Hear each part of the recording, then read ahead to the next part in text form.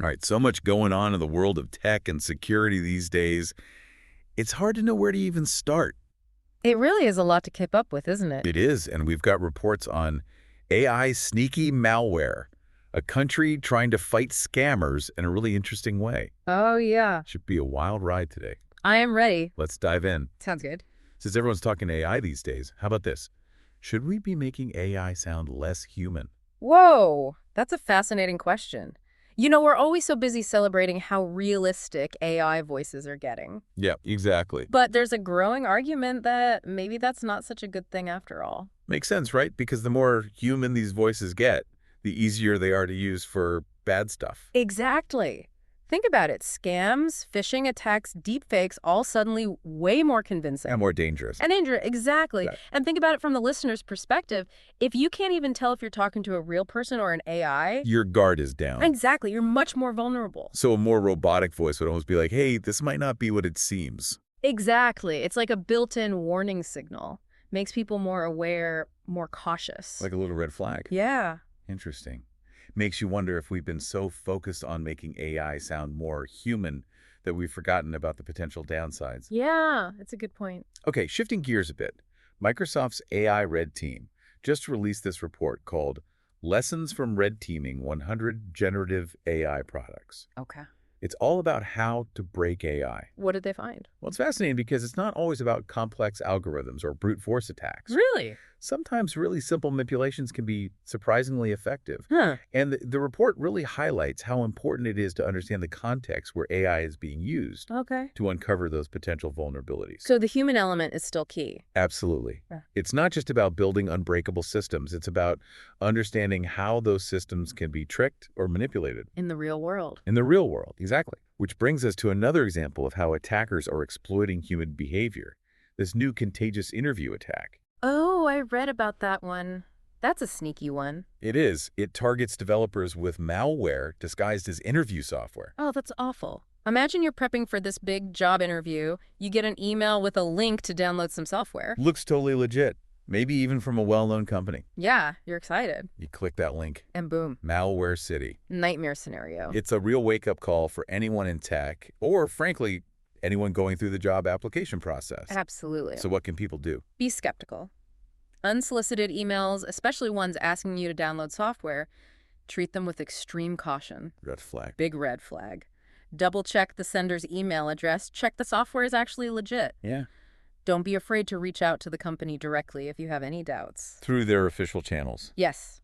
Always better to be safe than sorry. Absolutely. Yeah. Speaking of being proactive, let's talk about honeypots. Okay. So instead of trying to stop attackers from getting in, you're setting up a decoy to attract them. Exactly. Think of it as turning the tables on the attackers. You set up a honeypot, observe their tactics, learn how they operate, gather intel to strengthen your defenses. It's like a digital trap, and then you learn from how they interact with it. Exactly. You see what types of attacks they're using, what vulnerabilities they're exploiting, what their goals are, and then you use that info to patch vulnerabilities, update your security policies, implement new security measures. So valuable. It is. And the best part is there are honeypot resources available for free. That's amazing. So no matter your budget or technical expertise, you can implement this strategy. That's awesome. Oh. Okay, speaking of taking the fight to the attackers, Thailand is taking a pretty bold stance against scam gangs operating near their border with Myanmar. Yeah, what are they doing? Literally cutting off power and internet access to known scam compounds. Whoa, that's drastic. It is, and there are definitely concerns about impacting innocent civilians in those areas. Of course. But it just highlights how far some countries are willing to go to fight cybercrime. It's a whole new level. It really is. Yeah. And it makes you wonder if this kind of tactic could become more common as countries try to combat these scams that operate across borders. Yeah, it's definitely something to watch. Absolutely. Speaking of new challenges, let's talk about this new malware kit, elfestinjector.atr. Okay. It's linked to a notorious Chinese espionage group. So state-sponsored cyber espionage. Potentially. Yeah. What makes this malware so dangerous? It's designed to infect and remotely control systems, establish root privilege, exfiltrate sensitive data. Sounds bad. It is. It's like giving the attackers a foothold in your system to do whatever they want. So how does it even work? Is this something the average person needs to worry about? It targets the secure shell daemon, which is a program that allows for encrypted communications between two untrusted hosts over a network. Okay. By injecting itself into this program, the malware can hijack a legitimate communication channel. Sounds pretty sophisticated. It is. So what can people do to protect themselves? What can we... The basics are key. Make sure your antivirus software is up to date and capable of detecting this malware. Be cautious about opening emails or clicking links from unknown senders. And if you're working with sensitive data, consider using a VPN to encrypt your internet traffic. So layers of protection. Exactly. Okay, this next one is a classic social engineering trick.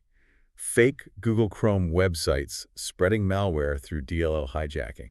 Ugh, I hate those. They prey on our trust in well-known brands. You think you're downloading Chrome from the official site, but you're not. And DLL hijacking, if I remember correctly, is when a malicious installer replaces a legitimate DLL file. You got it. And Yeah. DLL files contain code used by multiple programs. So by replacing that file, the malware takes over the functionality of those programs and can execute malicious code without being detected. So sneaky. It is. So how can people avoid falling victim to this? Yeah, how do we avoid that? Always download software from official sources. For the Chrome, that's google.com/Chrome. Right from the source. Exactly. If a website looks even slightly off, don't risk it. Good advice. And if you're not actively looking for software, but a website is suddenly prompting you to download something, huge red flag. Huge red flag. Better to be safe than sorry. Agreed. Okay, now let's talk about something that's becoming more and more important for businesses. Cybersecurity performance benchmarking. Oh, this is a good one. It is. It's not just about having security measures in place anymore. It's about proving they're actually working. Exactly. Benchmarking lets you track your performance, compare it to industry standards, and even use that data to drive innovation and gain a competitive advantage. So you're turning security into a quantifiable metric. Exactly. Something you can measure and improve upon. I like that. And there are different approaches to benchmarking. You can do it yourself, hire a consultant, or use third-party tools. There are even free resources available. So there's really no excuse for businesses not to be doing this. I agree. Okay, last but certainly not least, we need to talk about this chilling report on abandoned S3 buckets. Oh, yeah. This is a big problem. It is. It turns out these digital storage containers, which are often used to store sensitive files, are becoming a goldmine for attackers. It's like leaving your front door wide open in the digital world. Seriously. Yeah. And the scary part is many organizations are completely unaware of the risks they're creating by not managing their infrastructure properly. That's right. They're unintentionally creating vulnerabilities that attackers can exploit.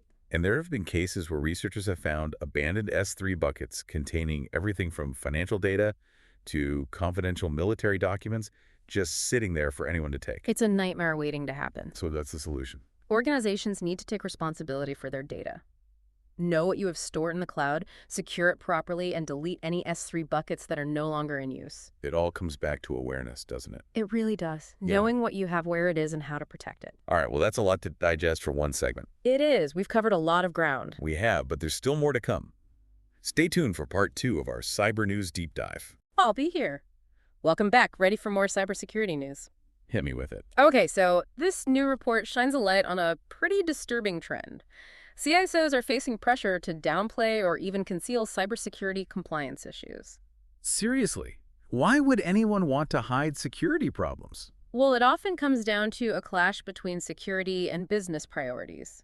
Some executives might prioritize short-term financial gains or worry more about reputational damage than actually fixing the vulnerabilities. So it's like, don't shoot the messenger, Yeah. but for cybersecurity. Exactly. CISOs are stuck in this tough spot trying to protect the organization while also facing pressure to avoid bad PR or financial hits. It's a tough balancing act. It is. This really emphasizes the need for strong security culture.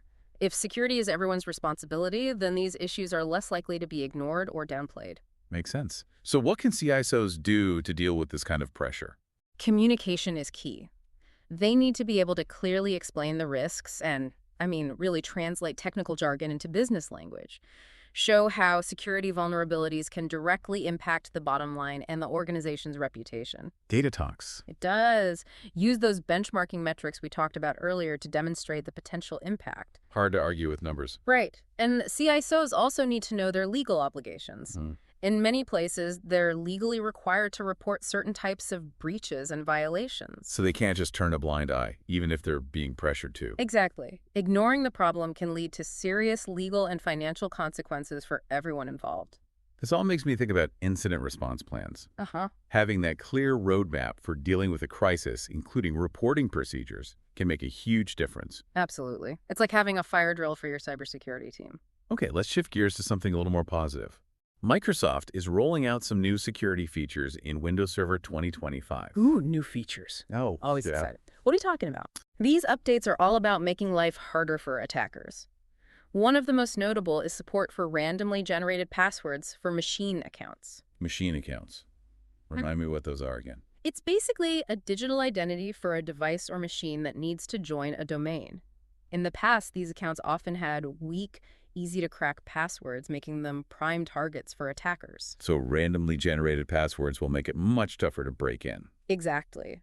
A simple but effective way to boost security. Another big update is the requirement for encrypted connections for operations involving confidential attributes. More encryption is always a good thing. It is. It ensures that sensitive data is protected during transmission, even if someone manages to intercept the traffic. Extra layer of protection. Always a win. What else? Windows Server 2025 will also have enhanced support for hot patching. Not patching. It lets administrators install updates without rebooting the system. So less downtime. Exactly. Less disruption, especially important for those mission-critical systems. That need to be up and running 24/7. Precisely. All in all, these updates are a positive step. It shows that Microsoft is taking security seriously and trying to make it easier for organizations to protect themselves. Courtesy. It is. It's a reminder that cybersecurity is a continuous process. Always improving, always adapting. Speaking of adapting, let's talk about some practical advice. The Australian Cybersecurity Centre, ACSC, has released some great advice for individuals and businesses. Oh, yeah, I saw that. What did they say? Well, they're really hammering home the importance of basic cyber hygiene. Cyber hygiene, like washing your hands, but for your digital life. Exactly. Things like strong passwords, enabling two-factor authentication, and keeping your software up to date. The basics, but so important. It's easy to get complacent, but those things really are the foundation of good security. Couldn't agree more. The ACSC also stresses being wary of phishing emails and suspicious websites. Still the most common ways attackers try to trick people. It's amazing how effective those simple tactics can be. It is. Yeah. And if you're ever unsure about an email or a website, don't hesitate to reach out to the ACSC for help. Great advice. And back up your data, people. Yes, back up your data. It's your insurance policy in case of a ransomware attack or other disaster. Speaking of ransomware, there's a new strain making headlines, ScartCat. And this one is particularly worrisome for anyone with cryptocurrency. What does it do? SparkCat uses OCR optical character recognition to steal victims' mnemonic phrases for their crypto wallets. So it's targeting people who hold cryptocurrency. Specifically. And it highlights how important it is to secure your crypto wallets properly. Both digitally and physically. Wait, physically, what do you mean? SparkCat spreads through bogus apps disguised as legitimate software. Once installed, it scans your photo library for images containing wallet recovery phrases. So even a photo of your recovery phrase could be enough for attackers to gain access. Exactly. Cybersecurity isn't just about your devices, it's about your entire digital life. Okay, so how do we protect ourselves from SparkCat? Be very careful about the apps you download. Stick to official app stores, read reviews thoroughly. And if an app asks for access to your photos and you're not sure, why don't give it permission? And for your crypto wallets, store your recovery phrase somewhere safe and secure. Definitely don't take pictures of it. No pictures. Minimize those risks. Got it. Okay, another malware spreading through Telegram this time. It's called Dark Moon. Dark Moon. This one sounds scary. It is. It's highly sophisticated and uses a variety of techniques to evade detection. Like what?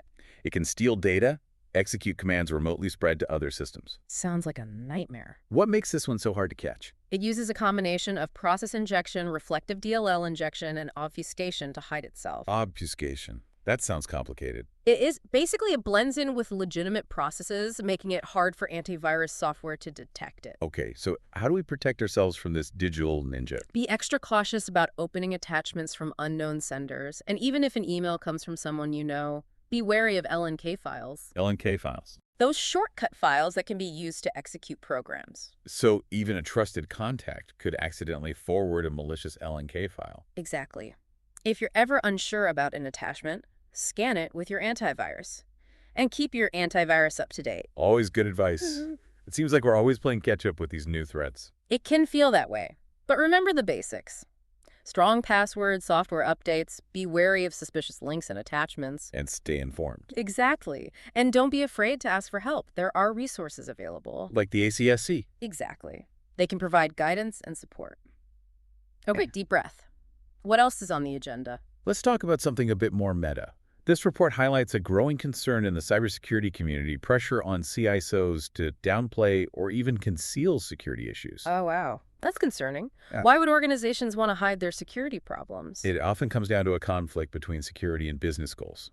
Some executives might prioritize short-term gains or worry about reputational damage, so it's a sweep it under the rug situation. Sometimes it can feel that way, and it puts CISOs in a really tough position. They're responsible for protecting the organization, but they might be pressured to keep quiet. That's a lot of pressure.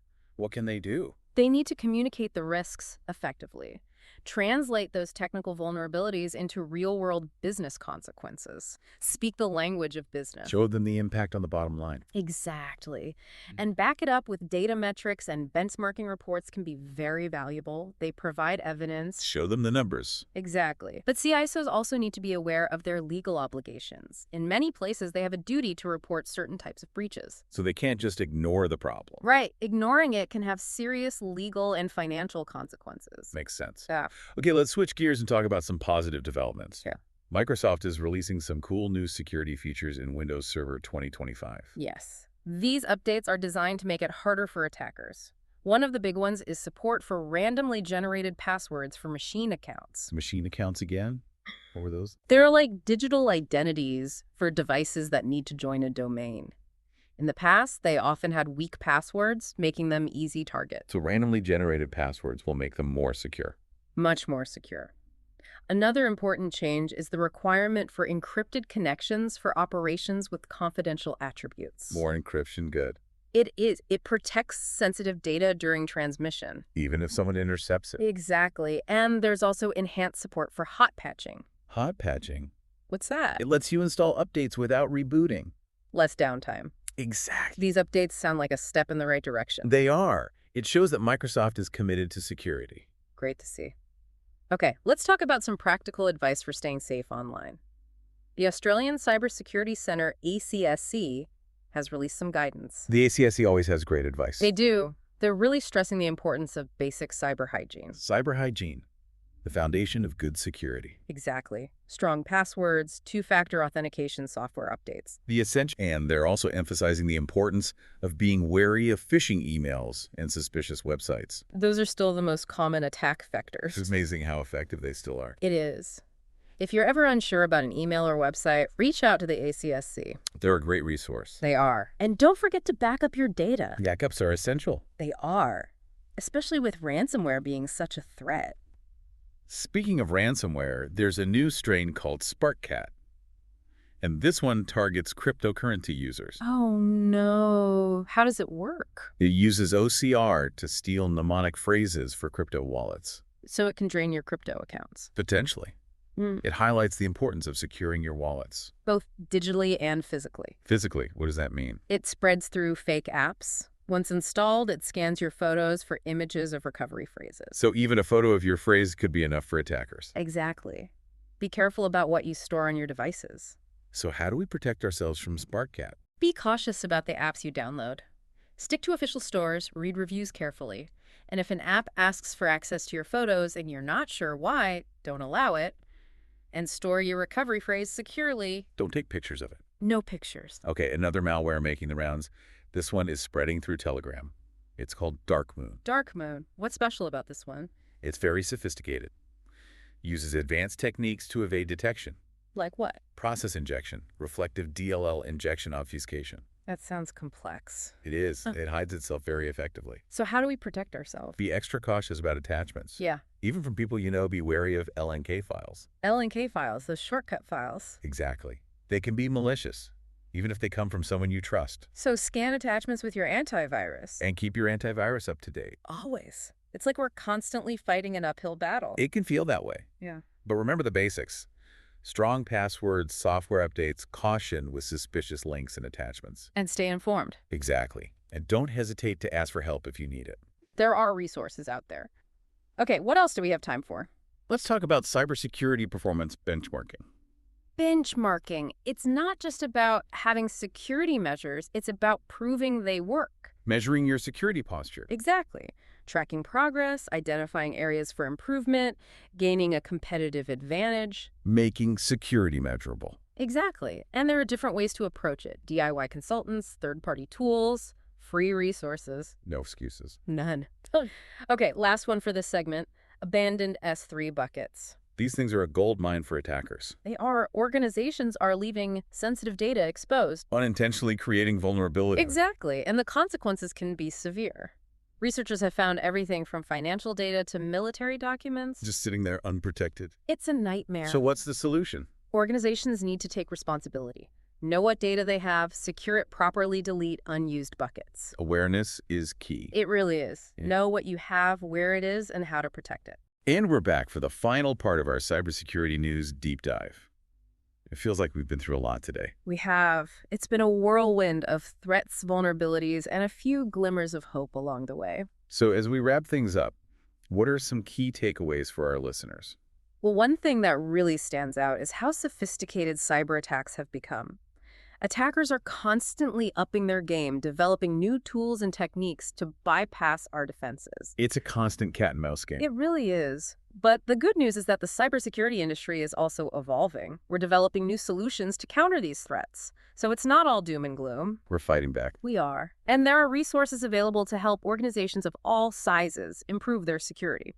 We've talked about free tools, open source software, commercial solutions, expert consultants. There's help out there for everyone. That's good to know, because cybersecurity isn't just an IT issue anymore, it's a business issue. Exactly. Every organization needs to make cybersecurity a top priority. The stakes are too high. They are data breaches, financial losses, reputational damage. The list goes on. So what can our listeners do to protect themselves and their organizations? First and foremost, stay informed. Keep up with cybersecurity news. Follow security experts. Subscribe to alerts. Knowledge is power. The more you know, the better prepared you'll be. Exactly. And be proactive. Don't wait for something bad to happen before taking action.